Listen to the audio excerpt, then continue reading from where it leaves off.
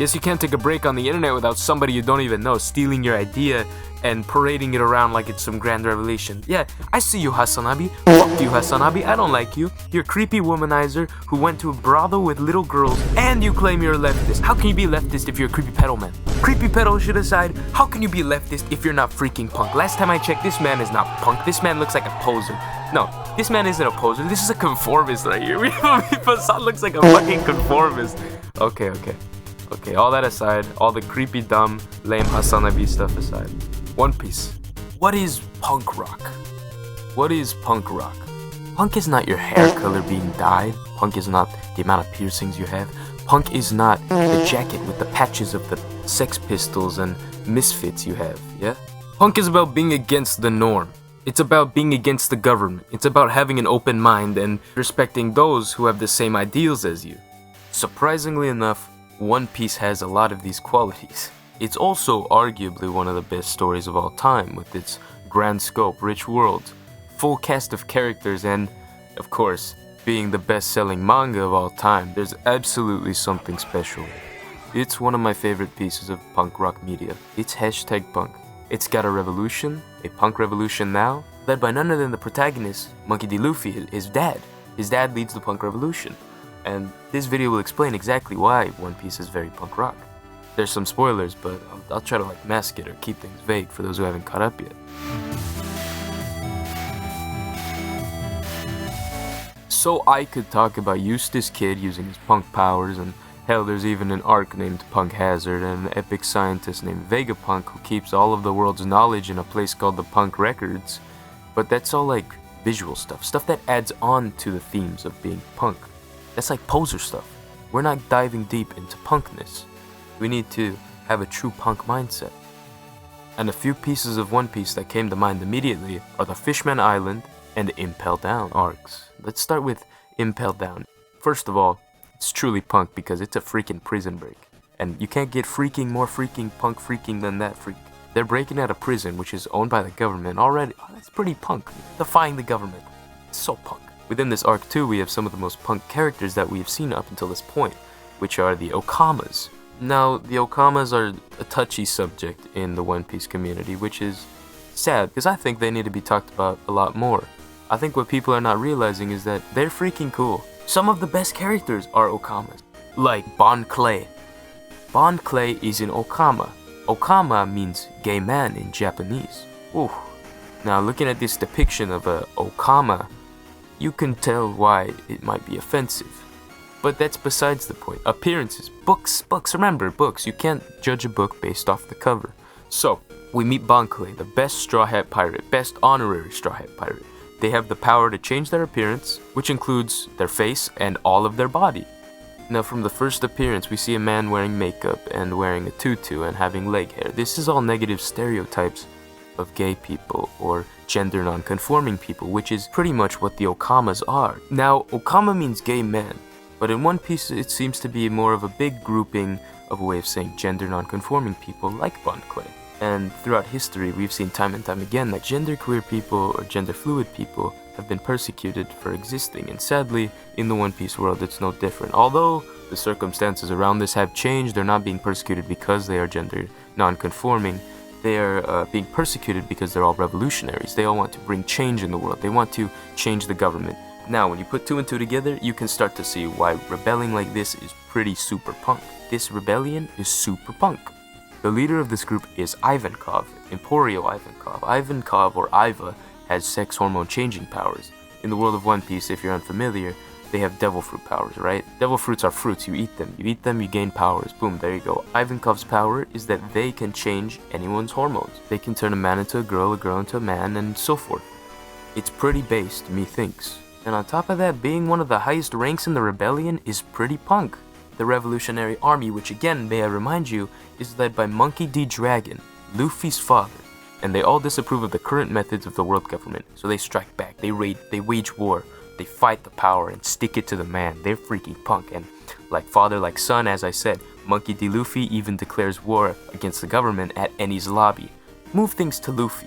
He doesn't care about being normal. He's a devil fruit user, a rubber man, a monster, just like most of his crew. He likes being himself, doing what he wants, and most of the time it also works for him and the betterment of others.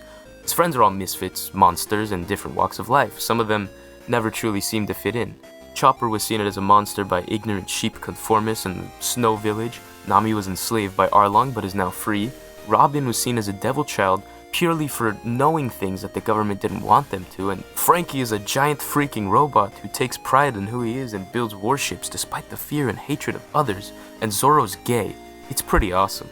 Oh yeah, and Sanji, his backstory. It could easily be perceived as one where he's struggling with masculinity because his father would constantly berate him for cooking, which is typically seen as a feminine activity, which might explain a lot of his behavior, his thinking, and things that he says throughout the story. And he was also belittled for not being strong enough. Eventually, he gets a chance to prove himself and does come to terms with who he is. Oddly progressive. Most of the characters on the Straw Hat crew are very complex, and I like them for that. They're pretty punk. Not to mention that Soul King Brooks plays guitar, and he played the Dead Kennedy song in episode 765. He would play Bad Brains too, but sadly he has no brain. There's like complete storylines about punk stuff, like an island purely ruled and dominated by women, reclaiming colonized land, abolishing slavery, and most of the fishermen in the past were slaves and branded with the soaring celestial dragon hoof tattoo. Throughout history in the One Piece world, they were discriminated against for being fishmen. A lot of the writing in the Fishman arc and the details about their past, they seem to align pretty much beat for beat with the dehumanization and treatment that most slaves and people of color, specifically the African slaves, faced in history. And usually I'm not a fan of this type of writing, because people like fishmen could be seen as monsters who are powerful and more powerful than humans, like Zootopia or something. It's very weird to make metaphors like that apply to racism because, believe it or not, I'm not your predator and you are not my prey. I've heard of movies like Zootopia and the show Beastars do exactly that, a pretty bad job with the metaphor, but I put my trust in Oda and he seemed to pull it off in a way that kinda appeased everyone. So good on you, Oda.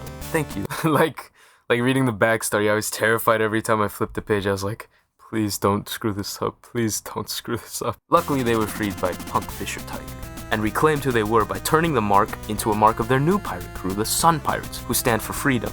And one of the most punk members of the Straw Hats and characters in the One Piece world, first son of the sea, Fishman Jinbei, is the leader. They abolished slavery and they're being led by the most punk man ever. It's Punk. He fought a freaking racist in Wano. In Skypiea, the natives reclaimed their land from Eminem. In Wano, the country is closed off from everything else. It's like Donald Trump. It's evil, but it has borders. And our Punk Lord Kozuki Oden wants to open Wano's borders.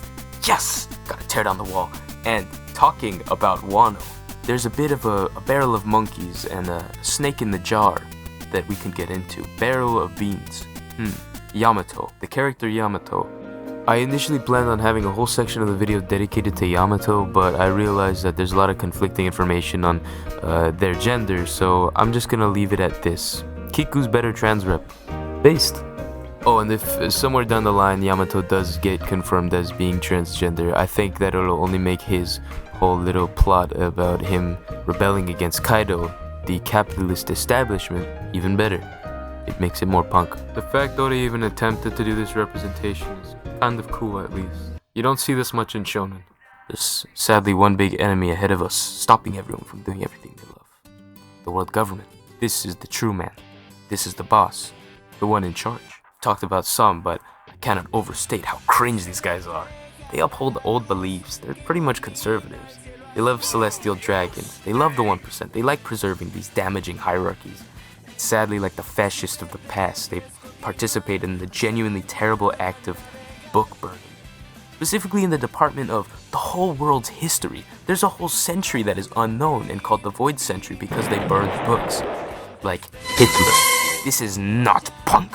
Which is why our protagonists are super punk and live to fight against this oppressive regime. I'm trying my best not to spoil anything, but all I have to say is One Piece is pretty anti-authoritarian, anti-racist, anti-queerphobic, and you know, it's sad most people don't give it a chance because of how long it is. But I'm not gonna get into that now. It's honestly an astonishing piece of media. If you don't like it, well, that means you're a fucking fascist and you hate gay people and you love racism. Fuck you. That's messed up.